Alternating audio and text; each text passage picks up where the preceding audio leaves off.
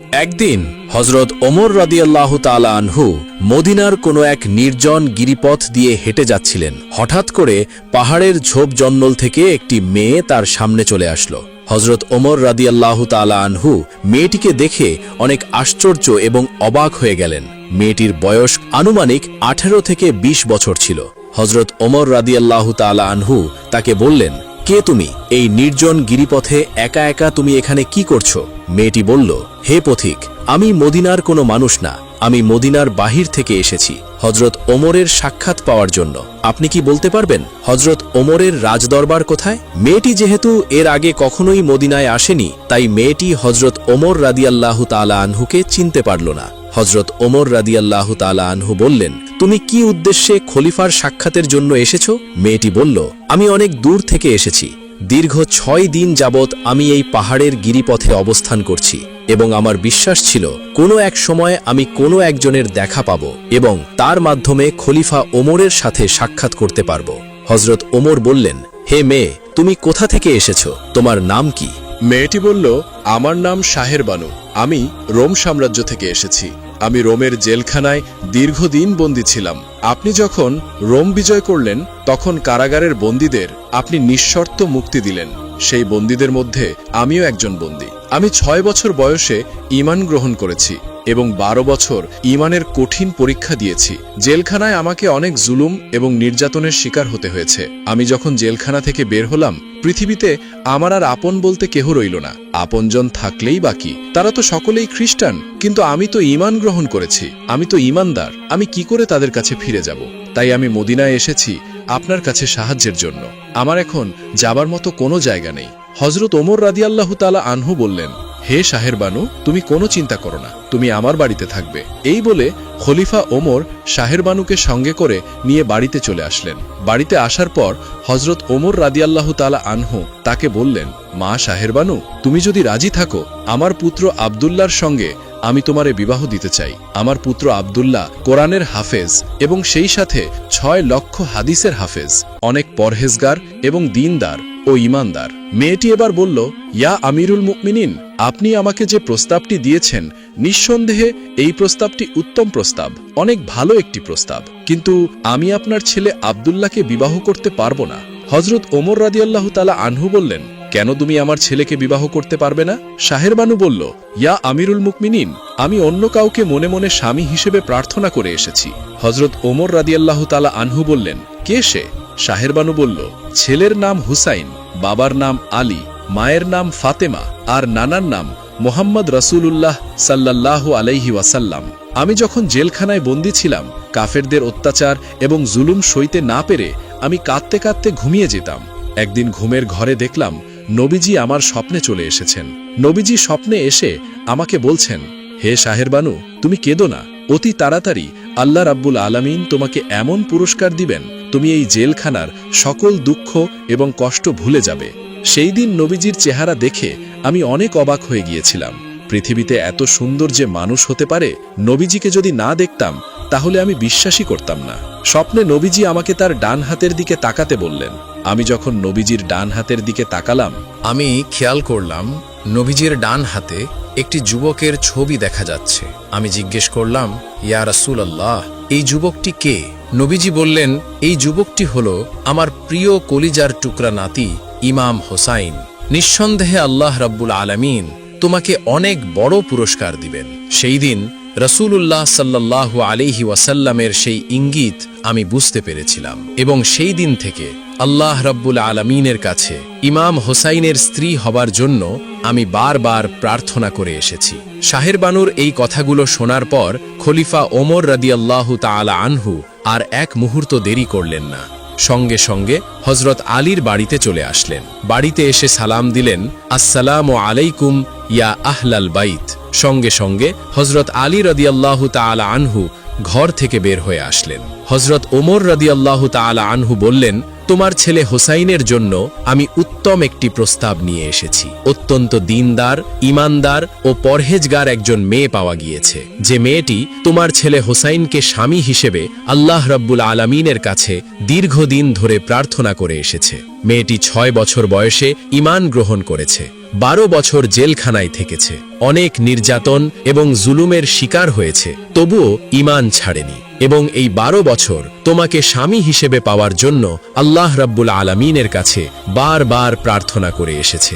হযরত আলী রাদিয়াল্লাহু তাআলা আনহু বললেন, ইয়া আমির আল মুমিনিন, আপনি মুসলিম জাহানের খলিফা, আপনি যদি আমার ছেলের ঘটক হন তাহলে এর চাইতে উত্তম প্রস্তাব আর কিছুতেই হতে পারে না। হযরত আলী এবং ওমর ফারুক রাদিয়াল্লাহু তাআলা আনহুর এই কথোপকথনগুলো ইমাম হুসাইন রাদিয়াল্লাহু তাআলা আনহু ঘরের ভেতর থেকে শুনলেন। সঙ্গে সঙ্গে হযরত হুসাইন রাদিয়াল্লাহু তাআলা আনহু ঘর থেকে বের হয়ে আসলেন এবং আলী রাদিয়াল্লাহু তাআলা আনহুর উদ্দেশ্যে বললেন, আব্বাজান, আমি আপনাদের সকল কথাই শুনেছি। আমি তো যেমন তেমন কোনো মেয়েকে বিবাহ করব না। যে মেয়ে আমার 3টি প্রশ্নের উত্তর দিতে পারবে আমি তাকেই বিবাহ করব। খলিফা হযরত ওমর রাদিয়াল্লাহু তাআলা আনহু বললেন, বাবা হোসাইন, মেয়েটি অনেক পরহেজগার এবং ঈমানদার। মেয়েটি 6 বছর বয়সে ঈমান গ্রহণ করেছে, 12 বছর জেলখানায় থেকেছে, অনেক নির্যাতন এবং জুলুমের শিকার হয়েছে, তবুও ঈমান ছাড়েনি এবং এই 12 বছর তোমাকে স্বামী হিসেবে পাওয়ার জন্য আল্লাহ রাব্বুল আলামিনের কাছে বারবার প্রার্থনা করে এসেছে। হযরত হুসাইন রাদিয়াল্লাহু তাআলা আনহু বললেন, তাই যদি হয় তাহলে মেয়েটিকে আমার সামনে নিয়ে আসুন, আমি তাকে 3টি প্রশ্ন করব। আমার 3টি প্রশ্নের যদি সঠিক উত্তর দিতে পারে তাহলে অবশ্যই আমি তাকে বিবাহ করব। হযরত ওমর রাদিয়াল্লাহু তাআলা আনহু বললেন, হে ভাই আলী, আগামীকাল জুমার নামাজ শেষে তুমি তোমার ছেলে হোসাইনকে নিয়ে আমার বাড়িতে চলে আসবে এবং সেখানে তোমার ছেলে হোসাইন মেয়েটিকে প্রশ্ন করতে পারবে। পরের দিন জুমার নামাজ শেষে হযরত আলী রাদিয়াল্লাহু তাআলা আনহু এবং ইমাম হুসাইন রাদিয়াল্লাহু তাআলা আনহু খলিফা ওমর রাদিয়াল্লাহু তাআলা আনহুর বাড়িতে উপস্থিত হলেন। পাশাপাশি 2টি কক্ষ, একটি কক্ষে মেয়েটি ছিল এবং আরেকটি কক্ষে খলিফা ওমর, হযরত আলী রাদিয়াল্লাহু তাআলা আনহু এবং তাদের মাঝখানে ইমাম হুসাইন রাদিয়াল্লাহু তাআলা আনহু বসেছিলেন। খলিফা ওমর রাদিয়াল্লাহু তাআলা আনহু বললেন, বাবা হোসাইন, পাশের কক্ষে মেয়েটি রয়েছে, তুমি কি প্রশ্ন করতে চাও? মেয়েটিকে করতে পারো, মেয়েটি তোমার প্রশ্নের উত্তর দেওয়ার জন্য প্রস্তুত আছে। ইমাম হোসাইন রাদিয়াল্লাহু তাআলা আনহু বললেন, হে শাহের বানু, আমি শুনেছি তুমি 6 বছর বয়সে ঈমান গ্রহণ করেছ এবং 12 বছর জেলখানায় থেকে ঈমানের কঠিন পরীক্ষা দিয়েছ। তুমি যেই রাজ্যে বসবাস করতে সেই রাজ্যে সকলেই খ্রিস্টান ছিল, সেই সকল খ্রিস্টানদের মধ্য থেকে তুমি 6 বছর বয়সে কিভাবে ঈমান গ্রহণ করলে, এ বিষয়টি আমি জানতে চাই। মেয়েটি বলল, আমি দুনিয়ার কোনো সাধারণ ঘরের মেয়ে না, আমি হলাম রোম সাম্রাজ্যের বাদশাহ কায়সারের নাতনি। মেয়েটির কথা শুনে হযরত ওমর রাদিয়াল্লাহু তাআলা আনহু অনেক আশ্চর্য হয়ে গেলেন। এই মেয়ে রোমের বাদশাহ কায়সারের নাতনি, যেই কায়সার একসময় পৃথিবীর সবচেয়ে শক্তিশালী বাদশাহ ছিল। মেয়েটি বলতে লাগলো, হে হোসাইন, আমাদের রাজ্যে কোনো মুসলমান ছিল না, আমাদের রাজ্যে মুসলমানদেরকে অত্যন্ত ঘৃণা করা হতো। একদিন রাজদরবারে আমরা পরিবারের সকলেই উপস্থিত ছিলাম। সেখানে আমার দাদা কায়সারের কিছু সৈন্য 3 জন মুসলমানকে গ্রেপ্তার করে ধরে নিয়ে আসলো। আমার দাদা কায়সার তার সৈন্যদের উদ্দেশ্যে বলল, এরা কারা এবং কোথা থেকে এসেছে? সৈন্যরা বলল, এরা 3 জন মুসলমান, এরা বাহিরের দেশ থেকে রোমে প্রবেশ করেছে, এই অপরাধে তাদেরকে ধরে আপনার সামনে নিয়ে এসেছি। আপনি চাইলে এদেরকে মুক্ত করে দিতে পারেন, আবার চাইলে এদেরকে হত্যা করতে পারেন। আমার দাদার পাশেই বসে বসে আমি এই দৃশ্যগুলো দেখছিলাম। তখন আমার বয়স ছিল মাত্র 6 বছর। আমার দাদা এবার সৈন্যদেরকে বলল, হে সৈন্যগণ, আজকে এখানে একটি যুদ্ধ হবে। এই যুদ্ধটি কোনো তরবারির যুদ্ধ নয়, এই যুদ্ধটি কোনো শক্তির যুদ্ধ নয়, এই যুদ্ধটি হবে মুসলমানের ঈমান হরণের যুদ্ধ। এই 3 জন মুসলমানের ঈমান কেড়ে নিয়ে তাদেরকে বেঈমান করে আমি হত্যা করব। সৈন্যরা আমার দাদার হুকুমে একটি বড় কড়াই নিয়ে আসলো এবং সেই কড়াইয়ে অনেক তেল ঢালা হলো। সেই কড়াইটি উত্তপ্ত আগুনে দিয়ে তেলগুলোকে টকবক করে ফোটানো হলো। যেই 3 জন মুসলমানকে ধরে নিয়ে এসেছিল, এই 3 জন মুসলমান পরস্পর 3 ভাই ছিল। আমার দাদা প্রথমে হুকুম দিলেন বড় ভাইকে গরম তেলের মধ্যে ফেলে দেওয়ার জন্য। দাদার হুকুম পেয়ে সৈন্যরা যখন প্রথম মুসলমানকে গরম তেলে ফেলে দেওয়ার জন্য নিয়ে যাচ্ছিল, আমি চেয়ারে বসে বসে খেয়াল করছিলাম সেই মুসলমানের চোখে মুখে কোনো প্রকার ভয়ের ছাপ ছিল না।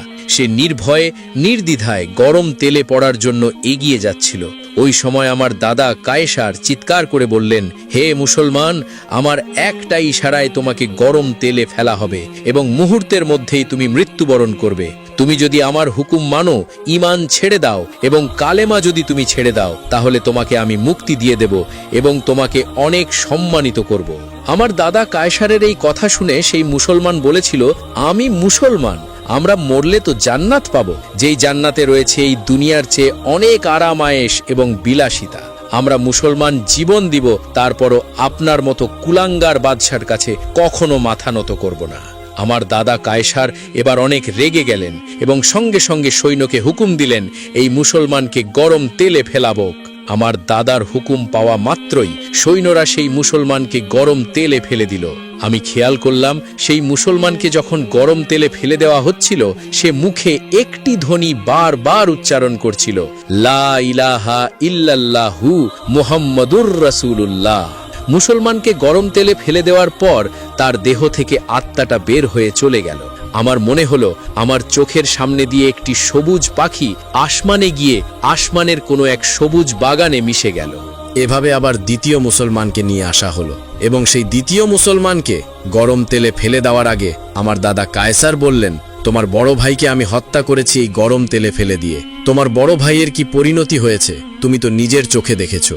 তুমি যদি ঈমান না ছাড়ো তাহলে তোমারও সেই পরিণতি হবে। কিন্তু দ্বিতীয় মুসলমানও আমার দাদার কথায় রাজি হলো না। দ্বিতীয় মুসলমান বলল, আমি যত তাড়াতাড়ি শহীদ হতে পারবো তত তাড়াতাড়ি আল্লাহর জান্নাতে যেতে পারবো। আমার দাদা রেগে ক্ষুব্ধ হয়ে গেলেন এবং সঙ্গে সঙ্গে সৈন্যকে হুকুম দিলেন দ্বিতীয় মুসলমানকেও তেলে ফেলে দেওয়ার জন্য। সৈন্যরা দ্বিতীয় মুসলমানকেও তেলে ফেলে দিল এবং এই দ্বিতীয় মুসলমানও মুখে একটি ধ্বনি বারবার উচ্চারণ করছিল, লা ইলাহা ইল্লাল্লাহ মুহাম্মাদুর রাসূলুল্লাহ। এবার অবশিষ্ট রইল তৃতীয় মুসলমান। রোমের বাদশাহ কায়সার এবার খ্রিস্টান পাদ্রীকে জিজ্ঞেস করলেন, দুজন মুসলমানকে তো তার চোখের সামনে গরম তেলের মধ্যে ফেলে দিয়েছি, তারপরও তারা ঈমান ছাড়েনি, ঈমান নিয়েই তারা মৃত্যুবরণ করল। এবার এই ৩ নাম্বার মুসলমানকে কি শাস্তি দেওয়া যেতে পারে, যে শাস্তি দিলে তার ঈমান আমি হরণ করতে পারবো, তাকে বেঈমান বানিয়ে পৃথিবী থেকে বিদায় করতে পারবো? খ্রিস্টান পাদ্রী তখন বলল, এই আগুনের চেয়েও একটি কঠিন আগুন রয়েছে, যেই আগুনে এই তৃতীয় মুসলমানকে ফেলে দিলে এই মুসলমানের ঈমান শেষ হয়ে যাবে, এই মুসলমান বেঈমান হয়ে যাবে। রোমের বাদশাহ কায়সার খ্রিস্টান পাদ্রীর কাছে জানতে চাইলেন কি সেই আগুন। খ্রিস্টান পাদ্রী বলল, এই মুসলমানকে আপনি 40 দিনের জন্য আমার কাছে দিয়ে দেন। আমার ঘরে একটা 18 বছরের যুবতী মেয়ে রয়েছে, এই 18 বছরের যুবতী মেয়েকে দিয়ে আমি এই মুসলমানের ঈমান হরণ করব। রোমের বাদশাহ কায়সার বললেন, তুমি 40 দিনের জন্য একে নিয়ে যাও এবং এই 40 দিনের মধ্যে তুমি তাকে বেঈমান বানিয়ে আমার কাছে নিয়ে আসবে। তবে এই 40 দিনের মধ্যে তুমি যদি তাকে বেঈমান বানাতে না পারো, তাহলে তোমাকে এবং তোমার মেয়েকে এই মুসলমানের সাথেই আমি হত্যা করে ফেলব। খ্রিস্টান পাদ্রী মুসলমান যুবককে নিয়ে বাড়িতে চলে আসলেন। বাড়িতে খ্রিস্টান পাদ্রীর একটি যুবতী মেয়ে ছিল। খ্রিস্টান পাদ্রী তার যুবতী মেয়েকে ডাক দিয়ে বললেন, হে মা, আমাদের দেশের বাদশাহ কায়সার 3 জন মুসলমানের ঈমান হরণ করার জন্য চ্যালেঞ্জ গ্রহণ করেছেন। ইতিমধ্যে 2 জন মুসলমানকে গরম তেলের মধ্যে ফেলে দিয়েছেন, তারপরও তারা ঈমান ছাড়েনি। অবশিষ্ট রয়েছে এই মুসলিম যুবক। এই মুসলিম যুবকের যদি ঈমান হরণ করতে না পারি, তাহলে আমাদের বাদশাহ কায়সার অনেক লজ্জিত হবেন এবং সেই সাথে আমাকে, তোমাকে এবং এই যুবককে 3 জনকে গরম তেলে ফেলে দিয়ে হত্যা করবেন। তুমি এই যুবকটিকে নিয়ে একটি ঘরের ভিতর যাও এবং যে কোনো প্রকারে এই যুবকের সঙ্গে জেনায় লিপ্ত হও। তুমি যখনই এই যুবকের সঙ্গে জেনায় লিপ্ত হবে, এই যুবকের ঈমান চলে যাবে, এই যুবক সঙ্গে সঙ্গে বেঈমান হয়ে যাবে। এবার খ্রিস্টান পাদ্রী সেই যুবককে এবং তার মেয়েকে একটি ঘরের ভিতরে ঢুকিয়ে দিলেন। মেয়েটি মুসলিম যুবকের সামনে বিভিন্ন প্রকার যৌন উত্তেজনামূলক গান গাইতে শুরু করল, কিন্তু সেই যুবকটি একবারের জন্য মেয়েটির দিকে ফিরেও তাকালো না। এভাবে কয়েকদিন কেটে গেল। তারপর সেই মেয়েটি চিন্তা করল, এভাবে এই যুবকের চরিত্র হরণ করা যাবে না। মেয়েটি এবার তার শরীর থেকে সমস্ত কাপড় খুলে ফেলল, উলঙ্গ হয়ে সেই যুবকের সামনে নৃত্য পরিবেশন করতে লাগল এবং বিভিন্ন প্রকার যৌন উত্তেজনামূলক গান ও কবিতা আবৃত্তি করতে লাগল। কিন্তু এই যুবক একটি বারের জন্য সেই মেয়ের শরীরের দিকে তাকালো না, বরং সেই যুবক পবিত্র কুরআন তেলাওয়াত করতে শুরু করল। যুবকের কুরআন তেলাওয়াতের কারণে মেয়েটির গান ধীরে ধীরে নিস্তব্ধ হয়ে যায় এভাবেই চলতে চলতে 1 মাস অতিবাহিত হয়ে গেল। মেয়েটি অনেক চেষ্টার পরেও এই মুসলিম যুবকের চরিত্র হরণ করতে পারল না, তার ঈমানকে হরণ করতে পারল না। মেয়েটি আস্তে আস্তে সেই যুবকের দিকে আকৃষ্ট হতে লাগল। কে এই যুবক, কি ধর্ম পালন করে সে, আর সে মুখ দিয়ে কি তেলাওয়াত করে, যেই তেলাওয়াত শুনলে আমার গানও নিস্তব্ধ হয়ে যায়। মেয়েটি তখন যুবকের সম্পর্কে জানতে শুরু করল। মুসলিম যুবক তখন বলল, আমরা মুসলমান, আমরা জীবন দেব কিন্তু ঈমান দেব না, আমরা আমাদের জীবন হারাবো কিন্তু আমাদের চরিত্র হারাবো না। এভাবে মেয়েটি যুবকের কাছ থেকে ইসলাম সম্পর্কে একটি পরিপূর্ণ ধারণা পেল এবং মেয়েটি সিদ্ধান্ত নিল সে ইসলাম গ্রহণ করবে। অতঃপর মুসলিম যুবক মেয়েটিকে পড়িয়ে দিলেন, লা ইলাহা ইল্লাল্লাহু মুহাম্মাদুর রাসূলুল্লাহ। মেয়েটি এবার মুসলিম যুবককে বলল, বাদশাহ কায়সার আমাদের 40 দিন সময় বেঁধে দিয়েছেন। 40 দিনের মধ্যে আর কয়েকদিন মাত্র বাকি আছে। এই কয়েকদিনের মধ্যে তোমার ঈমান হরণ করতে না পারলে বাদশাহ কায়সার তোমাকে, আমাকে এবং আমার পিতাকে গরম তেলে ফেলে দিয়ে হত্যা করবেন। মুসলিম যুবক বলল, আমি মুসলমান, আমি কখনো মৃত্যুর ভয় পাই না। মেয়েটি বলল, চলো আমরা এখান থেকে অন্য কোথাও পালিয়ে যাই। মুসলিম যুবক বলল, বাদশাহ কায়সার আমার 2 ভাইকে শহীদ করে দিয়েছেন, আমিও শহীদ হতে চাই এবং জান্নাতে গিয়ে আমার ভাইদের সঙ্গে অতি তাড়াতাড়ি দেখা করতে চাই। মেয়েটি বলল, আমি তো তোমাকে পালিয়ে যেতে বলছি না, আমি তোমাকে হিজরত করার কথা বলছি। তুমি তো বলেছ তোমার মুখে আমাদের নবী মক্কা থেকে হিজরত করে মদিনায় চলে গিয়েছিলেন, তাহলে আমরাও এখান থেকে হিজরত করে অনেক দূরে চলে যাব। এবং মেয়েটি আরও বলল, তোমার 2 ভাইকে বাদশাহ কায়সার যে নির্মমভাবে হত্যা করেছেন, এই ইতিহাস পৃথিবীর মানুষদেরকে জানাতে হবে। আমরা যদি এখান থেকে পালিয়ে না যাই, এই ইতিহাস পৃথিবীর মানুষ কিছুতেই জানবে না। তাই আমরা এখান থেকে হিজরত করে চলে যাব এবং বাদশাহ কায়সারের নির্মম নির্যাতন ও জুলুমের কথা পৃথিবীবাসীকে জানিয়ে দেব। অতঃপর মুসলিম যুবক সেই মেয়েটির কথায় রাজি হলেন এবং তারা রাতের আধারে সেখান থেকে হিজরত করে চলে যাচ্ছিলেন। এমন সময় পিছন থেকে 2 নূরের চেহারার অধিকারী ব্যক্তি তাদেরকে ডাকলেন। যুবকটি পিছনে তাকিয়ে দেখল, এরা তো তারই 2 ভাই, যেই 2 ভাইকে বাদশাহ কায়সার নির্মমভাবে হত্যা করে শহীদ করেছেন। সেই 2 ভাই তাকে ডেকে বলল, হে আমাদের ছোট ভাই, তুমি কোথায় যাচ্ছ? দাঁড়াও, আমরা জান্নাত থেকে এসেছি। আল্লাহ রব্বুল আলামিন আমাদের 2 জনকে জান্নাত থেকে পাঠিয়েছেন তোমাদের 2 জনের বিবাহ দেওয়ার জন্য। কেননা তোমরা 2 জনই মুসলমান এবং তোমাদের 2 জনের মাঝে এখনো কোনো সম্পর্ক তৈরি হয়নি। আর 2 জনের মাঝে যদি সম্পর্ক তৈরি না হয়, তাহলে শয়তান 2 জনের মাঝে প্রবেশ করে কুমন্ত্রণা দিয়ে তোমাদেরকে পথভ্রষ্ট করবে। অতঃপর সেই জান্নাতি যুবক 2 ভাই তাদের 3য় ভাইয়ের সঙ্গে সেই মেয়েটির বিবাহ সম্পন্ন করে দিলেন। অতঃপর তারা পুনরায় আবার সাদা ঘোড়ার পিঠে উঠে আকাশে হারিয়ে গেলেন। মুসলিম যুবক সেই মেয়েটিকে বিবাহ করার পর তার স্ত্রীকে নিয়ে রোম সাম্রাজ্য ছেড়ে অনেক দূরে গিয়ে বসবাস করতে লাগলেন। শাহরে বানু হযরত হোসাইন রাদিয়াল্লাহু তাআলা আনহুকে এই ঘটনা বলার পর হযরত হোসাইন, ওমর ফারুক এবং আলী রাদিয়াল্লাহু তাআলা আনহুর চোখ দিয়ে অঝোর ধারায় অশ্রু ঝরতে লাগল। শাহরে বানু হযরত হোসাইনের উদ্দেশ্যে আরও বললেন, হে হুসাইন, একদিন আমার দাদা কায়সার রাজদরবারে অনেকগুলো খ্রিস্টান পাদ্রীকে দাওয়াত দিয়ে নিয়ে এসেছিলেন এবং তাদেরকে বললেন, মোহাম্মদ যে ধর্ম প্রচার করেছেন, এই ধর্ম কি সঠিক ধর্ম? খ্রিস্টান পাদ্রীগণ সকলে এক বাক্যে বলেছিল, জাহাপনা, যদি সত্যি কথা বলি, মোহাম্মদ যে ধর্ম প্রচার করছেন, এই ধর্মটি নিঃসন্দেহে সঠিক ধর্ম এবং মোহাম্মদ যে গ্রন্থ নিয়ে এসেছেন পৃথিবীতে, পবিত্র আল কোরআন, এই পবিত্র কোরআন আল্লাহ তাআলার ঐশী বাণী। আমার দাদা কায়সারের সঙ্গে সঙ্গে খ্রিস্টান পাদ্রীদেরকে অনেক ধন দৌলত এবং উপঢৌকন দিয়ে বললেন, মোহাম্মদ যে সত্য ধর্ম প্রচার করছেন, তার ধর্ম ইসলাম, যে আল্লাহ তাআলার মনোনীত সঠিক ধর্ম। তোমরা এই কথা রোমের কোথাও প্রচার করবে না, কেননা রোমে যদি ইসলাম কায়েম হয়ে যায়, রোমে যদি ইসলাম প্রতিষ্ঠিত হয়ে যায়, তাহলে আমাদের বাপ দাদার অভিজাত এই রাজপ্রাসাদ এবং আমাদের শাসন মাটির সঙ্গে মিশে যাবে। আমরা আমাদের ঐতিহ্য ধরে রাখতে পারবো না, সবকিছু শেষ হয়ে যাবে এবং সকল ক্ষমতা সেই মোহাম্মদের হাতে চলে যাবে। এই দৃশ্য দেখার পর আমি আর থামতে পারিনি, যদিও আমার বয়স তখন 6 বছর। আমি আমার দাদাকে গিয়ে বললাম, দাদা, 2 জন মুসলমানকে তো তুমি অনেক কঠিন এবং নির্মম শাস্তি দিয়ে হত্যা করেছো, তারপরও তাদের ঈমান হরণ করতে পারোনি। এরপর আজকে আবার এই খ্রিস্টান পাদ্রীরা বলল সেই মুসলমানদের ধর্মই সঠিক ধর্ম। দাদা, আমি তো মনে মনে কালেমা পড়েছি, আমি তো ইসলাম গ্রহণ করেছি। যেই দিন তুমি মুসলমানদেরকে তেলের মধ্যে ছেড়ে দিয়ে হত্যা করেছ, সেই দিনেই আমি কালেমা গ্রহণ করেছি। আমি সত্যকে স্বীকার করব দাদা, আমি ইসলামের পথে চলব। দাদা, আপনি খেয়াল করেন, আপনার এই সিংহাসনে আপনার বাবা বসেছিলেন, আপনার এই সিংহাসনে আপনার দাদা বসেছিলেন, তারা আজ কেউই পৃথিবীতে বেঁচে নেই। আপনিও একদিন পৃথিবী থেকে চলে যাবেন দাদা, কিন্তু আপনি যদি ইসলাম না মেনে পৃথিবী থেকে চলে যান, তাহলে আপনার জন্য চিরস্থায়ী জাহান্নাম রয়েছে। আমার কথাগুলো শোনার পর আমার দাদা কায়সার অনেক রেগে গেলেন এবং আমাকে বললেন, তোকে আমি হুঁশিয়ারি করছি, তুই এই কালেমা ছাড়। তুই যদি এই ঈমান না ছাড়িস, তাহলে তোকেও আমি নির্মম নিষ্ঠুরভাবে হত্যা করব। আমি আমার দাদাকে বললাম, আমি কিছুতেই আমার জীবন থাকতে ঈমান ছাড়ব না। সঙ্গে সঙ্গে আমার দাদা সৈন্যদেরকে হুকুম দিলেন আমাকে কারাগারে বন্দী করার জন্য। দীর্ঘ 12 বছর আমি সেই কারাগারে বন্দী ছিলাম। এই 12 বছরে আমার উপর এত পরিমাণ জুলুম এবং নির্যাতন করা হয়েছে, আমার শরীরের এমন কোনো জায়গা নেই যে জায়গায় চাবুকের আঘাত লাগেনি। তো এইভাবেই বিয়ে হয়েছিল মা ফাতেমার কলিজার টুকরা সন্তান হযরত হুসাইন রাদিয়াল্লাহু আনহুয়ের। আমাদের আজকের ভিডিওটি ভালো লাগলে অবশ্যই লাইক করবেন এবং চ্যানেলটি সাবস্ক্রাইব করে আমাদের পাশে থাকবেন।